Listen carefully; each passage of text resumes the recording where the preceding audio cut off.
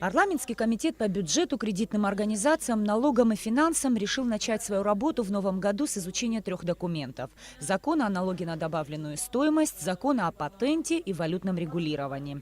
Решили начать с самого сложного – НДС. Тем более был повод – обращение Ассоциации предпринимателей Абхазии, в котором бизнесмены просят депутатский корпус пересмотреть уже вступивший в силу закон об НДС и внести в него важные коррективы. Члены комитета согласились, закон об НДС требует доработки, так как данный вид налога тяжким бременем лег на плечи предпринимателей. Конечно, к нему подход, конечно, не совсем однозначный.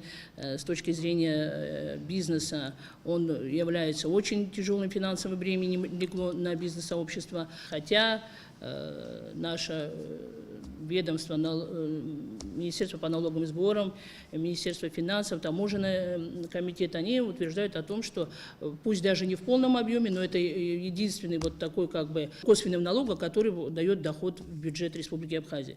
Двигателем экономики все-таки являются наши бизнесмены, наше бизнес-сообщество и вообще развитие экономики. Мы не такое уж высокоразвитое государство, которое бы могло, вот знаете, так все-таки ущемлять интересы нашего бизнес-сообщества. Поэтому я думаю, что необходимо его все-таки пересмотреть и дать возможность как-то вот начать работать. НДС, безусловно, один из самых важных видов налога, и предприниматели понимают, насколько он необходим государству, говорит глава Ассоциации предпринимателей Роман Качарава. Но, по его словам, новый закон не просто усложнил работу, он лишил местный бизнес возможности развиваться. Наша задача как предпринимателей – это, естественно, построение сильного экономического государства, экономически развитого государства. И поэтому мы тоже патриоты, мы тоже граждане, мы понимаем, что если бизнес не будет платить налоги, то государство жить не будет. НДС – один из важных налогов, который пополняет бюджет государства. И мы знаем, что его нужно платить. Но мы понимаем, что на сегодняшний день он не работает, он подготовлен был наспех и имел немножко, наверное, другие цели. Он ударил очень сильно по бизнесу. Я вам скажу так, что очень большое количество предпринимателей вообще перестало заниматься бизнесом. Спад в торговле, на мой взгляд, даже только за этот год порядка 30%.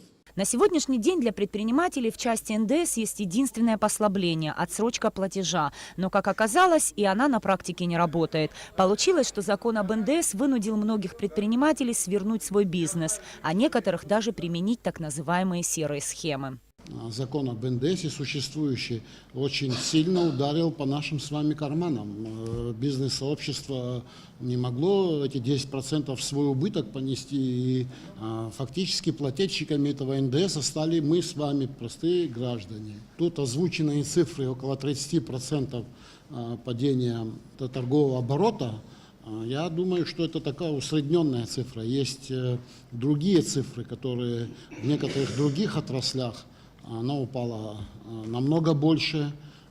Есть предположения, они не подтверждены пока, но мы думаем, что в рабочей группе должны будем основываться и на эти данные.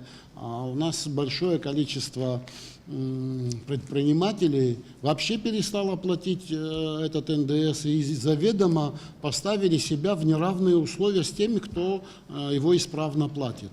Закон об НДС основывается на импорте. Наш импорт за последние годы не изменился, отмечалось на заседании. Это, по мнению депутатов, свидетельствует о слабой работе фискальных органов.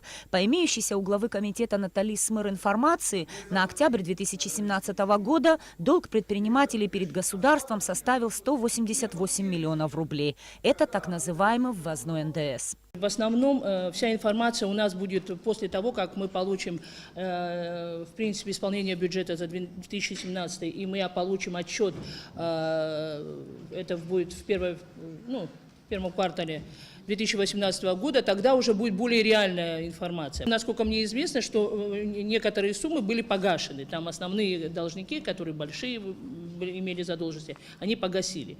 Вот. Поэтому о более достоверной информации мы вам скажем уже по итогу того, как мы получим отчет об исполнении бюджета. В итоге народные избранники решили создать рабочую группу для всестороннего изучения ситуации вместе со специалистами и предпринимателями.